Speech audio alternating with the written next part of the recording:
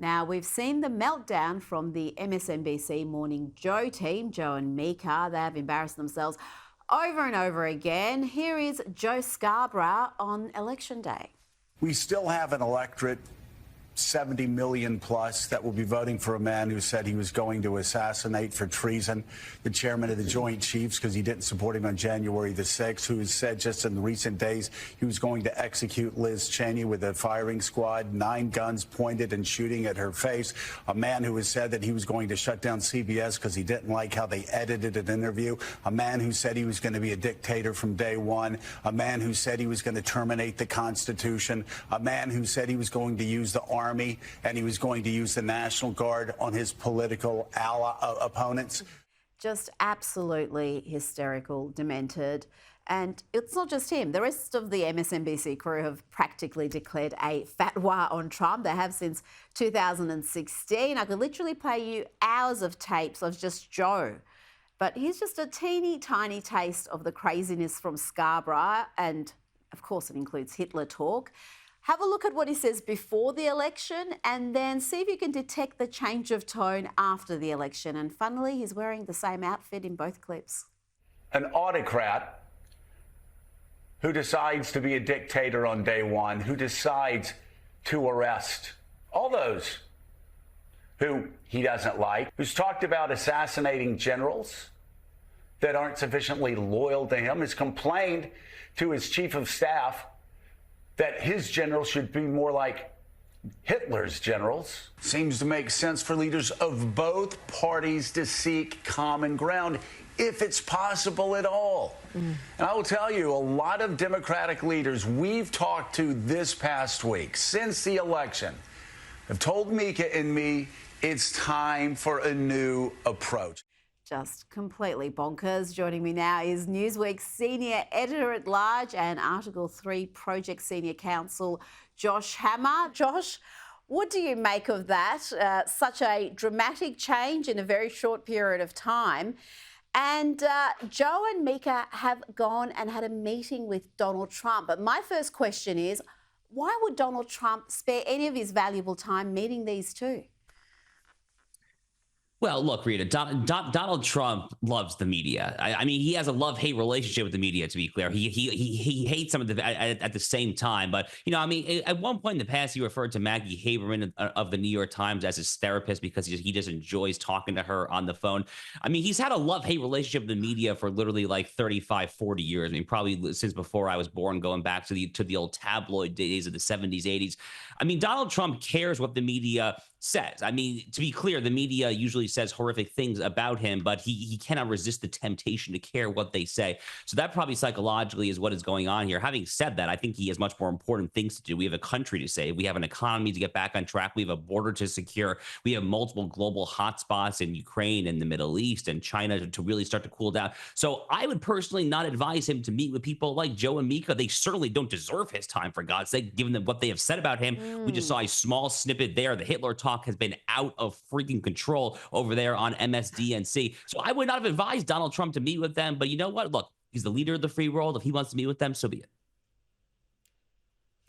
I just can't understand it. They have shown themselves to be so deliberately dishonest, dangerous with some of the deliberate lies they've spread, really divisive, ugly lies. And now they've kind of given an opportunity to redeem themselves. I want to ask you about some more media shenanigans. This is lawyer Maya Weil defaming Trump's defense secretary pick Pete Hegseth. She seems to think his Christian tattoos are somehow white supremacist symbols and also making other false claims. Have a listen. Let's remember, like when we're talking about the secretary here and Hegseth and his white supremacist and extremist tattoos on his body, he is also a person, if he is in this job, who will be having the discussion with Donald Trump about sending the military into communities to police U.S. citizens.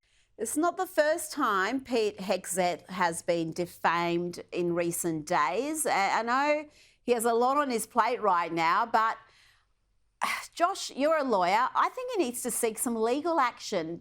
You can't just go on television and spew these sort of deliberate lies. This is something that's very easy to check. To call someone a white supremacist should come with some consequences unless you're actually telling the truth.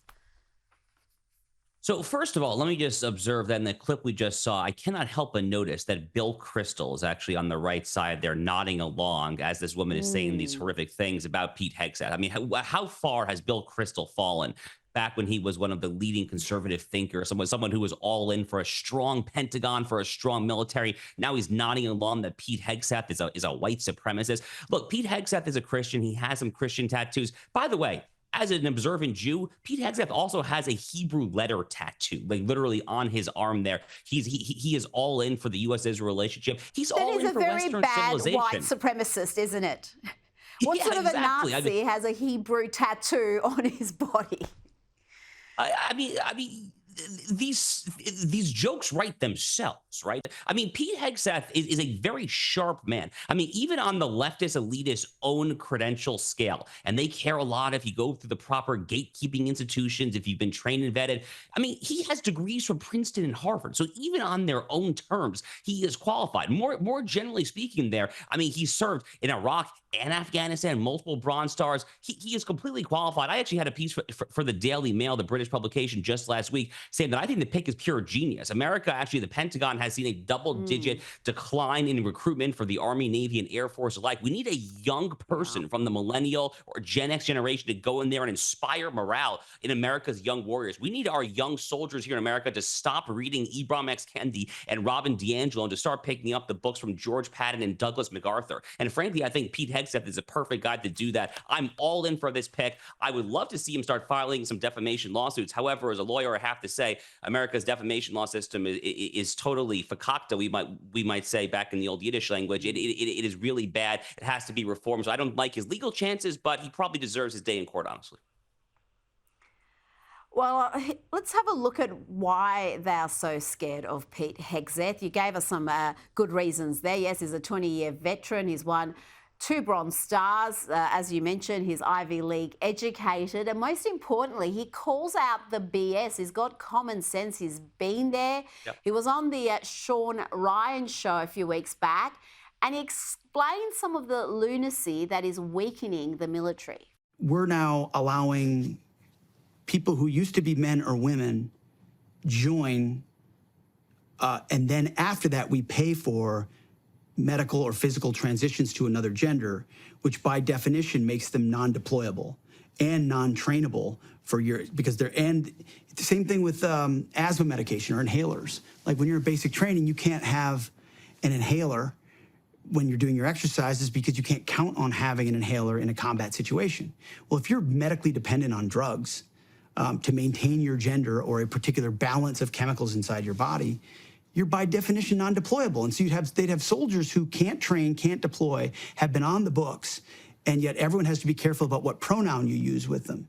Josh, non-deployable soldiers and obsessions with pronouns. You can see why recruitment is having an issue. You can see why morale may be down.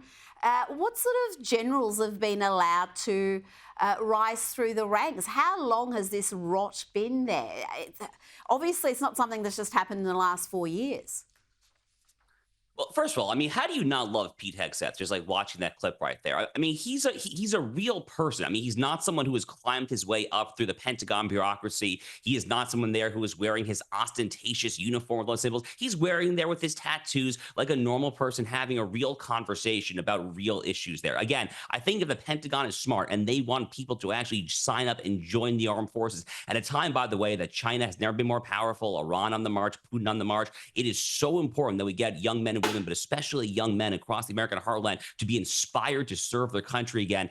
And it's crucial that someone who actually has served in America's post 9/11 wars in Iraq and Afghanistan, I think, have the ability to relate to young prospective recruits. But that actually is the answer to your question as well, Rita. I think this train really started to go off the rails in the aftermath of the 9/11 era, when America really started engaging a lot of these feckless, moralistic boondoggles, whether it was the Gaddafi intervention in Libya. We have seen the various ways that Iraq and Afghanistan have not exactly panned out here. Look, when you start getting a holier than thou attitude that America exists not to secure its own national interest, but to spread some Western Lockean Jeffersonian conception of individual liberty. When you start to think that you are so holier than thou that the American military is there to spread democracy, I mean, when you start to go there, you're going to have people that are going to say a lot of crazy things that are subservient to that somewhat crazy thing as well. So I think one thing naturally kind of just flows from the other, unfortunately. I blame a lot of it in the post 9/11 military mentality here in the States.